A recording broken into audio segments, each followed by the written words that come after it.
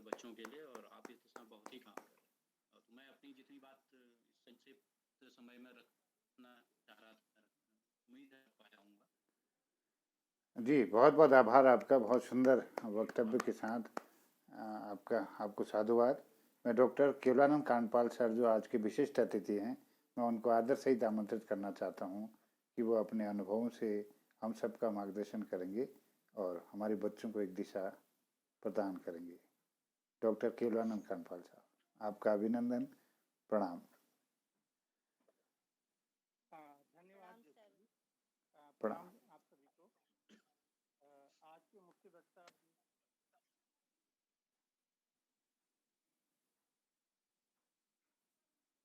आपकी आवाज़ चली गई है सर। हाँ सर, आपकी आवाज़ नहीं आ रही।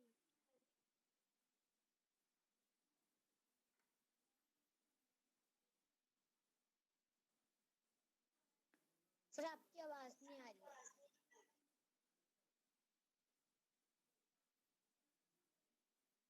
लगता है कि सर का नेट अच्छे से नहीं चल। नहीं, विजुअल है तो साउंड पार्ट में कुछ दिक्कत है, विजुअल तो क्लियर है। हेलो। हाँ सर, कभी कभी ऐसा होता है सर की आवाज़ हाँ, नहीं। जी डॉक्टर साहब, आप ऑडिबल हैं आप। अच्छा, थैंक यू। आज के मुख्य वक्ता डॉक्टर दिनेश महतोलिया जी और आदरणीय मोहन जोशी जी, जो साहित्यकार और आपका स्वागत है सर। विख्यात हैं, और शिक्षा शास्त्री की भूमिका में आप इन दिनों उभर के सामने आए हैं। आपका ये दिव्य रूप, जिसमें आपने बच्चों को की शिक्षा संबंधी जरूरतों को पूरा करने के लिए जो ये कार्यक्रम किए हैं लगातार,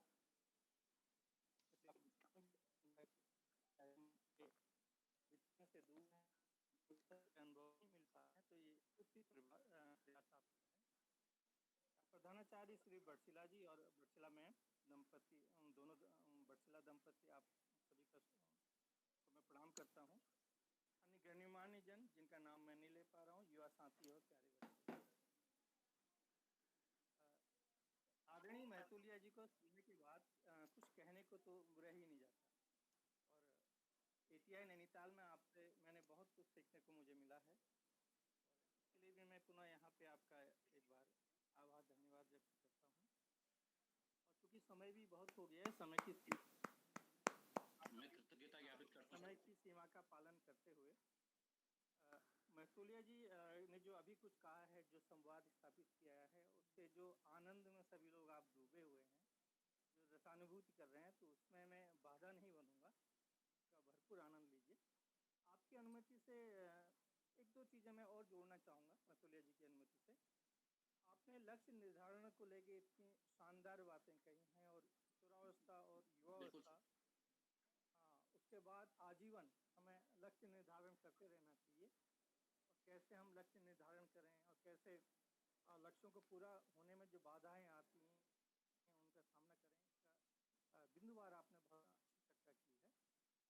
तो चूँकि इस वेबिनार में युवा साथी हैं और बच्चे भी काफ़ी जुड़े हैं शायद जोशी जी जी, तो लक्ष्य के बाद फिर एक बात आती है कि जैसा कि महतोलिया जी बार बार बता रहे थे कि यदि हमारा लक्ष्य निर्धारित नहीं होगा तो हम जीवन में जो पाना चाहते हैं तो वो नहीं पा सकते। उसी को अगर हम कहें, कई लोग कहते हैं विजन, विजन क्या है? विजन को साथियों अगर हम कहें तो आज से 10 साल बाद, 15 साल बाद, 5 साल बाद, 20 साल बाद लोग हमें किस रूप में जाने?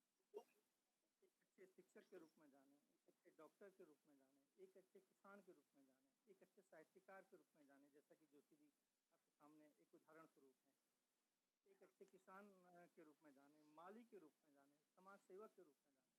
ये एक विजन हमारे पास स्पष्ट होना चाहिए। अगर वो विजन है तो जिसको महतोलिया जी बार बार कह रहे थे कि वो एक एम्बिशन नहीं है, विजन के साथ भी कई चीज़ें जुड़ी होती हैं, तभी हम उस विजन तक, उस पहचान तक पहुँच पाते हैं। उसका एक हिस्सा जिसका बहुत चर्चा आपने महतोलिया जी ने की है, तो पहला हिस्सा उसका आता है कमिटमेंट, जिसको हम कहते हैं प्रतिबद्धता। अगर कमिटमेंट है तो बहुत निश्चित है कि हम अपने विजन को पाने में असफल रहेंगे।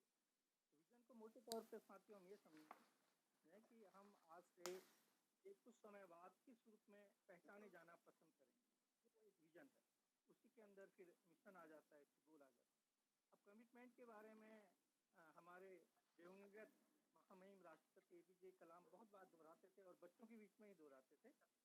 उसका मोटा मोटा सार यह है कि सपने वह नहीं है जो हम सोते हुए देखते हैं, बल्कि सपने वह हैं जो हमें सोने नहीं देते।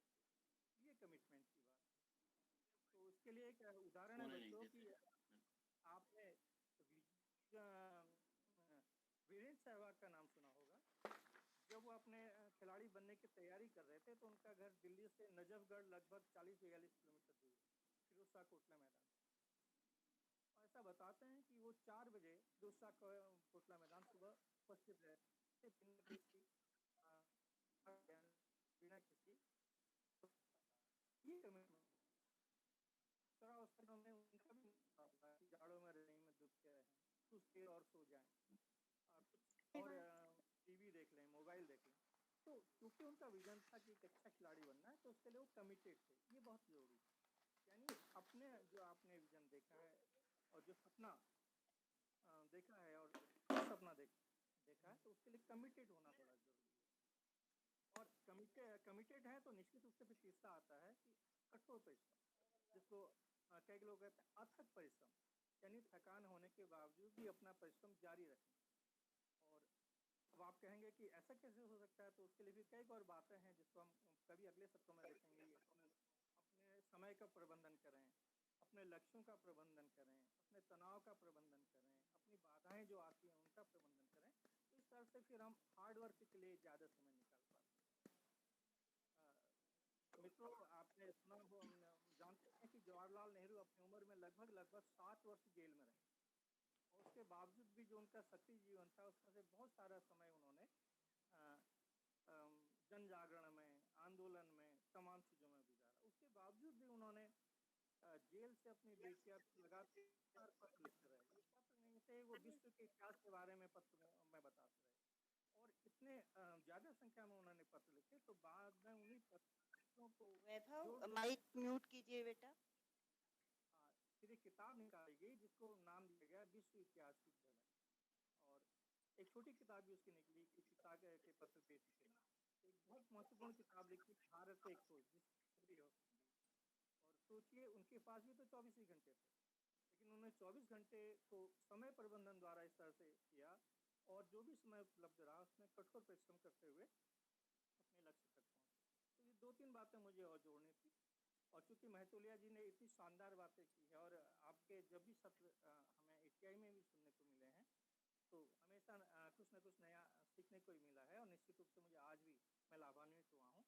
और मेरा विश्वास है कि सभी जो श्रोता हैं लाभान्वित हुए होंगे। इस पर चिंतन करिए, मनन करिए। और एक चीज़ मैं और यहाँ पे निवेदन करना चाहूँगा कि डेली बेस पे अपना एक डायरी, जिसे कहते हैं जर्नल, लिखने की आदत डालें। उसमें आपने क्या तय किया था आज के दिन के लिए, क्या कुछ कर पाए, कहाँ कमी बेसी रही, उस कमी बेसी को अगले दिन हम ना दोहराएं, इसके लिए एक अपना संकल्प लीजिए। और जिसको आपने कहा था डिटर्मिनेशन, वो संकल्प वहीं से आएगा। रोज हम अपने को अपनी आत्मा अवलोकन करें जहाँ तक रहेगी, क्योंकि हम अपने आप को सबसे बेहतर जानते हैं, हमें नहीं जानते। बहुत अंदाजी ये लिखने की आदत डालें, और ये जो डायरी आप लिखेंगे तो आप सतत रूप से पाएंगे कि आप में स्वयं परिष्कार हो रहा है। आप समय का मूल्य समझने लगे, आप लक्ष्यों को स्पष्टता से समझने लगे हैं, आपका कमिटमेंट लेवल बढ़ गया है, आपका विजन और क्लियर होता जा रहा है। तो ये आप कर सकते हैं, और ये बहुत बड़ी बात नहीं है। उसमें दिन भर 3-4 पॉइंट में लिख सकते हैं कि आज प्लान क्या किया था, मैं क्या कर पाया, कहाँ चूक हुई, कल मैं ऐसी कौन सी बात है जिसको मैं दोहराऊंगा नहीं या कोई नया करूँगा। ये 3-4 बिंदुओं पे अगर हम 8-10 लाइन भी लिखना शुरू करें तो ये आदत बन जाती है।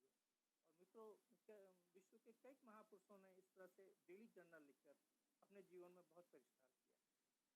तो मेरे ख्याल से जोशी जी समय काफ़ी हो जी जी जी, बहुत बहुत आभार। दोनों विभूतियों को मैं नमन करता हूँ, प्रणाम करता हूँ। आप सभी का आपका आभार। मुझे जी मिला, सभी बच्चों से फिर डिटेल में बात होगी। बिल्कुल फिलहाल बिल्कुल। हम सभी श्रोताओं को महतोलिया जी ने का जो उद्बोधन हुआ है उसका में भीगने दें, उसका आनंद लेने दें। बहुत बहुत धन्यवाद। बहुत बहुत आभार सर, बहुत बहुत धन्यवाद। बहुत सुंदर, बहुत सुंदर।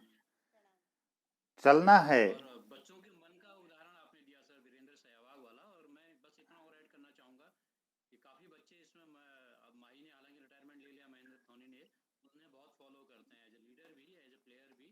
तो कभी अवसर मिले तो Mahendra Singh Dhoni the untold story film है, उसे ज़रूर देखिएगा कि जहाँ वो पहुँचे वहाँ पहुँचने के लिए उन्होंने कैसे प्रयास किए और कैसे मेहनत की। तो जब मौका मिले, देखी होगी बच्चों ने महेंद्र सिंह धोनी पर जो फिल्म बनी है, उसे जरूर देखिएगा, सुशांत सिंह राजपूत वाली। तो वो भी काफ़ी ज्ञानवर्धक फिल्म है। उसको उस नज़रिए से देखें, फिल्म के नज़रिए से नहीं, बल्कि लक्ष्य को प्राप्ति के लिए कितनी मेहनत उन्होंने की थी। जैसे वीरेंद्र सहवाग का आपने नजफगढ़ वाला उदाहरण दिया, और वो कैसे एक प्लेटफॉर्म से दूसरे प्लेटफॉर्म में कूदते थे, एक ट्रेन से कहाँ जाते थे, एग्जाम फटाफट दे के फिर भाग के अपना चलती ट्रेन में अपने क्रिकेट की स्पीच करते थे, फिर पहुँचने के लिए।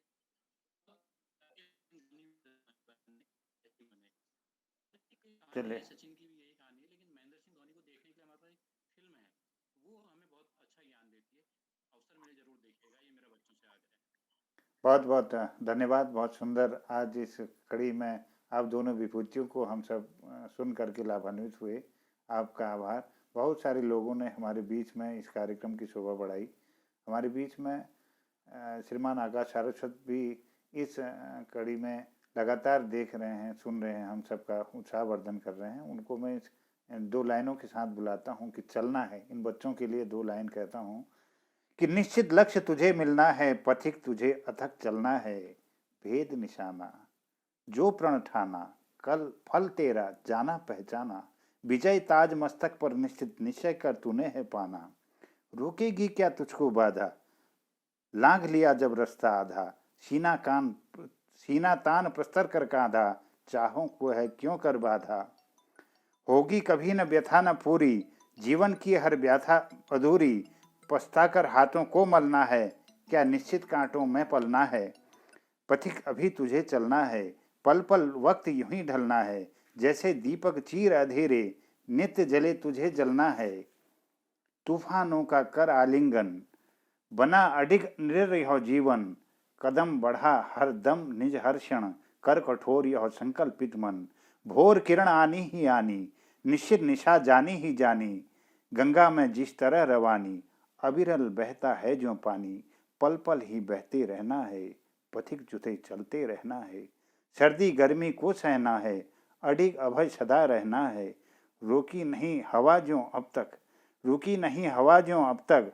ठहरा ही तो रहे क्यों कब तक, दुखी तुझे यूं नहीं रहना है। अब साहस ही तेरा गहना है, निश्चित लक्ष्य तुझे मिलना है। पथिक तुझे अथक चलना है, तुझे अथक चलना है। मैं आकाश सारस्वत साहब को आदर सहित आमंत्रित करता हूँ कि आप हम सब का मार्गदर्शन करते हुए इस सत्र को समापन की ओर ले जाने की कृपा करेंगे। सारस्वत साहब। धन्यवाद जोशी जी। ज्ञानार्जन के इस बेहतरीन कार्यक्रम में बहुत बेहतरीन प्रस्तुतिकरण कैरियर काउंसलिंग के संदर्भ में दिनेश महतोलिया जी ने किया, और मेरे प्रिय डॉक्टर केवलम कांडपाल जी ने भी बहुत ही बेहतर बातें इसमें जोड़ी। निश्चित रूप से ऐसे कार्यक्रम बच्चों के लिए बहुत ही उपादेय सिद्ध होते हैं। इसके संदर्भ में यदि मैं स्वामी विवेकानंद जी को जोड़ दूं, जिन्होंने स्पष्ट कहा था कि जो व्यक्ति वैसा बन जाएगा, और शिक्षा वो शस्त्र है जो रंग को भी राजा बना सकती है, और शिक्षा के अभाव में राजा भी रंग बन सकता है। आपने शिक्षा की परिभाषा के बारे में कहा कि शिक्षा व्यक्ति में अंतर्निहित शक्तियों का प्रस्फुटीकरण मात्र है। शिक्षकों, मार्गदर्शकों और अभिभावकों की भूमिका बेहतर पर्यावरण निर्माण करने की है। निश्चित रूप से बच्चों के लिए ये प्रस्तुतिकरण बहुत ही बेहतर है, लेकिन बड़े बड़े विद्वानों के बीच में 22 साल से रहते हुए, जिसमें हमारे प्रिय केवलम कांडपाल जी हैं, जो कुछ मैंने सीखा है और जो मेरा अनुभव है, हमें लक्ष्यों को सदा दो भागों में बांट देना चाहिए, अल्पकालिक लक्ष्य, दीर्घकालिक लक्ष्य, और दोनों के लिए रणनीति अलग अलग हो। बहुत साधारण सी बातें हैं। नियमित व सतत अध्ययन, दृढ़ संकल्प यदि हम लेकर चलें तो कोई भी लक्ष्य बड़ा नहीं। शिक्षा का कोई विकल्प नहीं और सफलता का कोई शॉर्टकट नहीं। मैं एक बच्चे का वृतांत बताते हुए, हालांकि इतनी बेहतरीन कार्यशाला चल रही थी, मैं रोक नहीं पाया और लगभग आधा से पौना घंटा आज मुझे सोने में विलंब होगा। एक बच्चे का उदाहरण देते हुए मैं अपनी वाणी को विराम दूंगा। एक बच्चे ने बड़ी मेहनत की और उसे पता चला कि 2 स्थान देहरादून में निकले हैं सेना में। मित्रों ने चंदा किया, सहायता की, रेल का टिकट खरीदा, देहरादून पहुंच गया बड़े आत्मविश्वास के साथ। तपा हुआ लड़का, जीवन में बड़े संघर्ष करने के बाद में पढ़ा हुआ बच्चा, और पूरी उम्मीद कि मुझे एक स्थान तो मिल ही जाएगा। लेकिन देवयोग, वो तीसरे स्थान पर आया, चुना न जा सका। मन में बड़ी पीड़ा, मन में बड़ी कुंठा, पैदल चल पड़ा। ऋषिकेश आया, गंगा को देखा, मन में बड़ा दुख था। मैं कब तक लोगों के, मेरे साथियों ने इतनी मेहनत की, चंदा किया, मुझे यहाँ तक भेजा और मैं असफल हो गया। मैं कब तक ऐसा करूंगा और मैं अपनी जीवन लीला को समाप्त कर देता हूं। और वो ऋषिकेश में गंगा के पुल पर चढ़ गया। कूदने ही वाला था तो किसी ने हाथ पकड़ लिया और खींच लिया नीचे। क्या बात है? देखा तो एक साधु खड़ा है। महाराज, मैं बहुत परेशान हूं, मैंने जीवन में बहुत संघर्ष किया, बहुत मेहनत की, कठिन पढ़ाई की और मेरे मित्रों ने सहायता की और मैं यहां तक पहुंचा और मैं असफल हो गया। अब मेरे जीवन का उद्देश्य क्या? उस साधु ने उसके हाथ पकड़ा, अपनी कुटिया में ले आया, पैदल चल के आया था 40-45 किलोमीटर। खिचड़ी बना रखी थी, खिचड़ी खिलाई और उसको कहा, बेटा, जब जीवन में एक रास्ता बंद होता है तो 10 रास्ते खुलते हैं। मुझे लगता है ईश्वर ने तुम्हें किसी बेहतरीन काम के लिए चुना है। हारो मत, थको मत, जीवन में आगे बढ़ो। और जीवन खोने के लिए नहीं, जीवन पाने के लिए होता है। उस लड़के की जेब में 5 रुपए रखे, स्टेशन पर आके उसके गंतव्य का टिकट खरीद कर दिया और कहा, जीवन में याद रखना कि तुम जीवन दे नहीं सकते तो जीवन ले नहीं सकते। ये तो ईश्वर का अनुपम वरदान है। वो लड़का चला गया और भारत को भारत रत्न एपीजे अब्दुल कलाम मिल गया। वो लड़का मिसाइल मैन, वाह, हमारे देश के प्रसिद्ध राष्ट्रपति जिनको कोड किया कांडपाल जी ने। नमन। अब तो सब तरह के आते हैं, लेकिन जो वक्त में तब के आ गए, निकल गया, वो निकल गया। अभिनंदन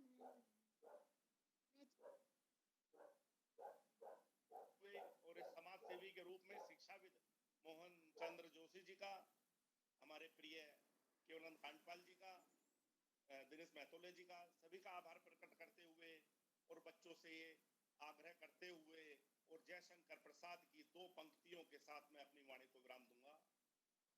अमर्त्य वीर पुत्र हो, दृढ़ प्रतिज्ञा सोच लो, प्रशस्त पुण्य पंथ है, बड़े चलो, बड़े चलो। धन्यवाद, आभार। बहुत बहुत आभार साहब। प्रणाम सागर को सर। प्रणाम सागर को। आपको प्रणाम निवेदित करता हूँ। बहुत सुंदर प्रेरणादायी वक्तव्य के साथ आप सब ने हमको कृतार्थ किया और नियमित रूप से आपका इस मंच को सानिध्य मिलना हम सब का सौभाग्य है सर। आप अपने व्यस्ततम कार्यक्रम से हमें समय देते हैं, यह बड़ी बात है। आज के इस सत्र में श्रीमान महतोलिया जी ने, श्रीमान कांडपाल जी ने, श्रीमान सारस्वत जी ने और समस्त उपस्थित साहित्यकारों ने इसकी गरिमा बढ़ाई, इस पटल की। मैं उनको भी नमन करता हूं और धन्यवाद करता हूं। और बच्चों ने भी इसमें, जो बच्चे हालांकि ज़्यादा नहीं जुड़ पाए इसमें, हम कोशिश करेंगे कि इन बातों को और लोगों तक भी पहुंचाएंगे।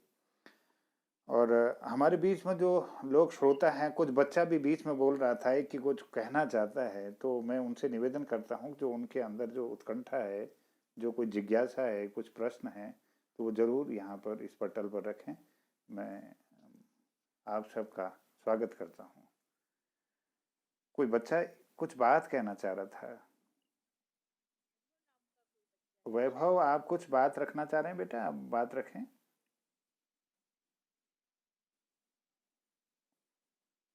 वैभव शायद नहीं है, तो नहीं दिखाई दे रहा है। जी जी, तो और मेरा सभी सच सब्जेक्ट पे थी कहते तो। जी जी जी, तो मेरा निवेदन होगा सर, जी दो दो पंक्तियां आप लोगों के लिए।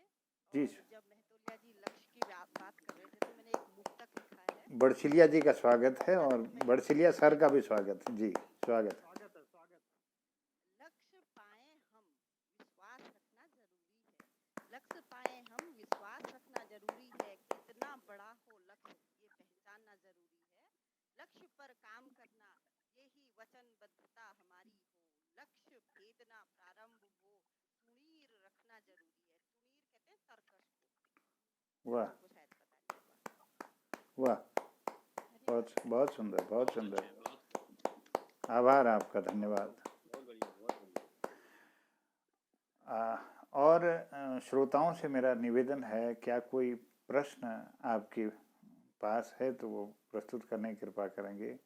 डॉक्टर प्रेम प्रकाश उपाध्याय जी भी हमारे बीच में जुड़ चुके हैं। मैं उनसे भी आग्रह करूंगा कि सर कुछ अपने आशीर्वचन भी दीजिए। दिनेश भट्ट जी भी यहाँ पर जुड़े हुए हैं आप सब से, और डॉक्टर के.एस. रावत साहब भी हमारे बीच में आ गए। आपका भी हार्दिक अभिनंदन सर, बहुत बहुत स्वागत। और विद्यासागर खुलबे साहब भी हल्द्वानी से इसमें जुड़ चुके हैं। बहुत सारे लोग इसमें जुड़े हुए हैं। मैं प्रणाम निवेदित करते हुए आप सबसे यह कामना करता हूं कि हमारे बीच में आपके अंदर जो जिज्ञासाएं हैं, कुछ प्रश्न हैं, तो वो हमारे मुख्य अतिथि महोदय और विशिष्ट अतिथि महोदय के सामने जरूर रखें।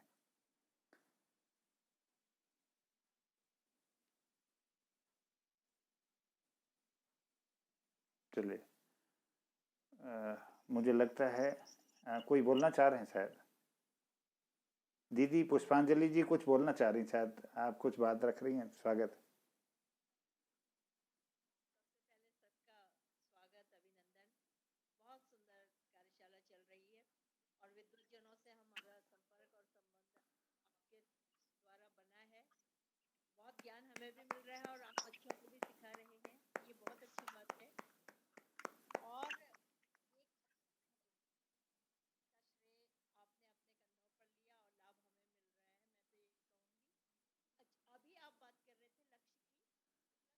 लक्ष्य के लिए आप लोगों ने बहुत कुछ कहा है और बच्चों को जो आपने किया है, मुझे लगता है कि सोचने के लिए मजबूर होंगे, उस दिशा के लिए सोचा जाएगा। और ये नहीं कि माता पिता भी सुन रहे होंगे और हमें बच्चे को उसके लक्ष्य को पाने के लिए रास्ता ही दिखाना है, बाकी उसे उत्साहित करना है जो कार्य आप कर रहे हैं। मैं ये कहना चाहूँगी कि बच्चे जब अपने किसी लक्ष्य को पाने चलते हैं, सफलता असफलता दोनों ही चीज़ आती हैं, जैसा अभी हमारे यहाँ पर विशिष्ट वरिष्ठ जनों ने भी कहा। और होता क्या है, असफलता से हमारे कदम पीछे हो जाते हैं।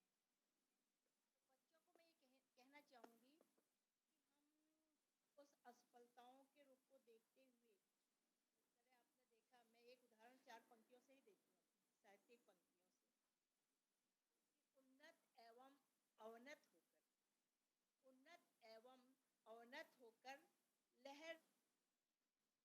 लहर चल पड़ी लहर। अवनत भी हो रही है, उन्नत भी हो रही है। उन्नत एवं अवनत होकर लहर लहर चल पड़ी लहर। उत्साहित और उमंगित होकर हीन भाव को हृदय से तजकर पथ पर बहती जाती है लहर, पथ पर बहती जाती है लहर। तो बच्चों, असफलताएं आती हैं और हम उस असफलताओं से धराशायी ना होए, बल्कि उठने का प्रयास करें। आपको मार्ग स्वतः मिल जाएगा।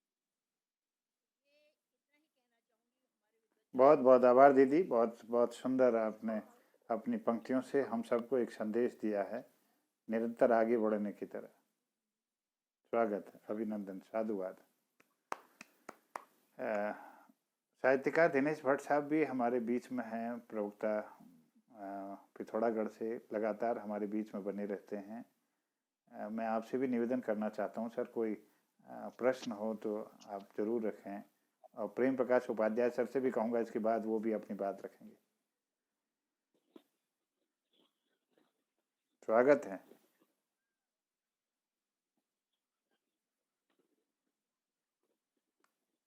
भट्ट जी की आवाज़ शायद नहीं आ पा रही, भट्ट जी की आवाज़ बाधित हो रही है। उपाध्याय सर आप कुछ आप बोलना चाहेंगे? प्रेम प्रकाश उपाध्याय सर, आपका स्वागत है।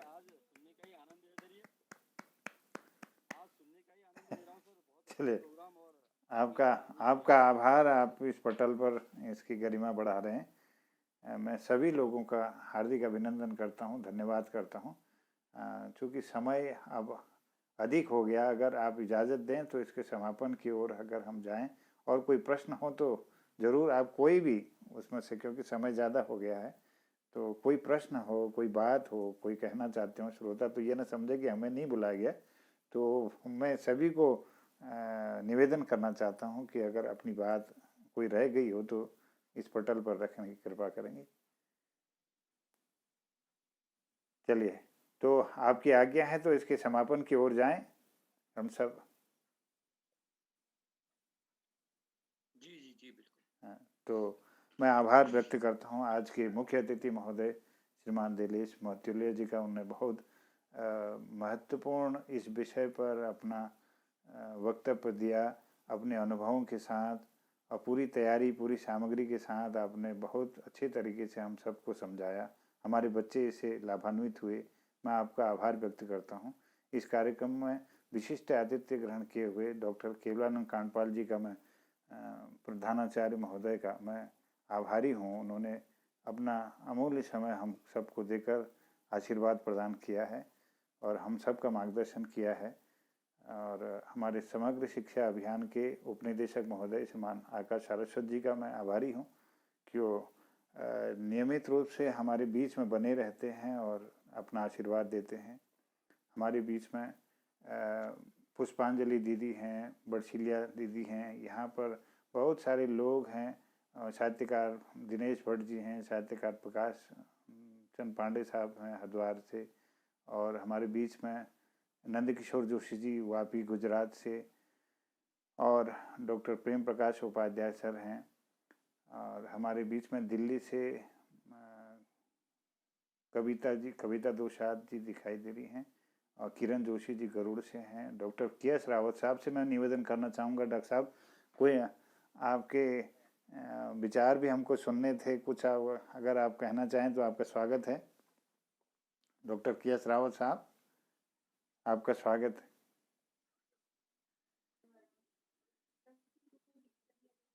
जी नमस्कार सर। महोदय प्रणाम आपको। वाह, प्रणाम सर जी, नमस्कार। मैं सुन रहा हूँ, थोड़ी देर सुन पाया, असल में थोड़ा टेक्निकल दिक्कत आ जाती है, और मैं लास्ट में ही जुड़ पाया, तो जी जी जी जी, सभी को प्रणाम करता आपका हूँ, और अच्छा कार्यक्रम है। और कल भी थोड़ी ही देर जुड़ पाया था मैं। बहुत बहुत आभार, बहुत बहुत आभार। क्योंकि ये समय कुछ इस तरह का समय हो रहा है कि उसमें कुछ दूसरा कार्यक्रम भी चल पा रहे हैं, कुछ बच्चों के साथ भी कुछ हो रहा है, इसलिए वो नहीं देख पाया मैं। और सभी को यार अच्छा कार्यक्रम है, और आप रोज प्रतिदिन इतना कर ले रहे हैं, आपकी प्रतिबद्धता है। सभी को एक बार पुनः प्रणाम। बहुत बहुत आभार, बहुत बहुत आभार सर, आप आए और अच्छा लगा।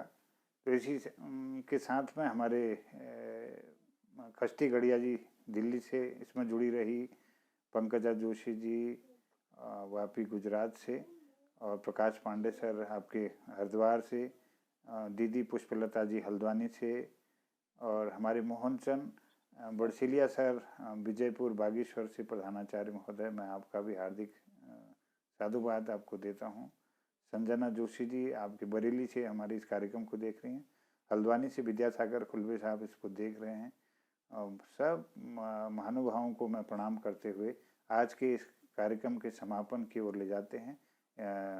श्रीमान प्रकाश चंद पांडे जी के आशीर्वचन के साथ इसका समापन होगा। तो आपका स्वागत है पांडे जी, आप मेरी बात सुन पा रहे हैं तो आप आशीर्वचन देते हुए इसका समापन कीजिए। मेरी आवाज़ शायद नहीं जा रही है। तो चलिए, आप सबको प्रणाम, बहुत बहुत धन्यवाद, आभार, शुभ रात्रि। धन्यवाद जी जी जी, स्वागत है सर, स्वागत है।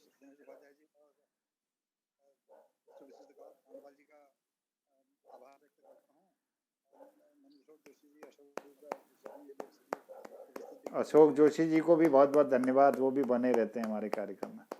जी, जितने भी मंच पर उपस्थित हैं और अपना अपना समय दे रहे हैं, मैं उनका ये बहुमूल्य समय देने के लिए उनका आभार व्यक्त करता हूँ और आपको कोर्ट का धन्यवाद देता हूँ कि आपने यह महफिल सजा रखी है। यह महफिल दिनों दिन बढ़ते जाए और इसमें रहे और एक से एक अच्छे प्रस्तुतकर्ता और श्रोता दोनों उपस्थित रहे, क्योंकि प्रस्तुतकर्ता की प्रस्तुति तभी सार्थक होती है जब श्रोता का उनको योगदान मिले। और श्रोता आज आपने जोड़ रखे थे, बहुत अच्छा महफिल है जी और बहुत सुंदर कांडपाल जी, मैं आप दोनों का आभार व्यक्त करता हूँ। सभी लोग शामिल हुए हैं और ये समापन की घोषणा भी कर दीजिए सर, समापन की घोषणा भी कीजिए आज की। और जोशी जी समापन शब्द में इस्तेमाल नहीं करना चाहता, फिर भी विराम विराम विराम कर दीजिए जी। विराम ले लीजिए सर। कल फिर इसी समय इसी लिंक पर हम सब लोग जुड़ेंगे। आप सबका आभार, बहुत बहुत धन्यवाद, शुभ रात्रि, सबको नमन। धन्यवाद आपके समय के लिए, धन्यवाद, शुभ रात्रि। जय हो। शुभ रात्रि, प्रणाम, आप सबको प्रणाम। जय हो। जय हो बेटा, सबको प्रणाम।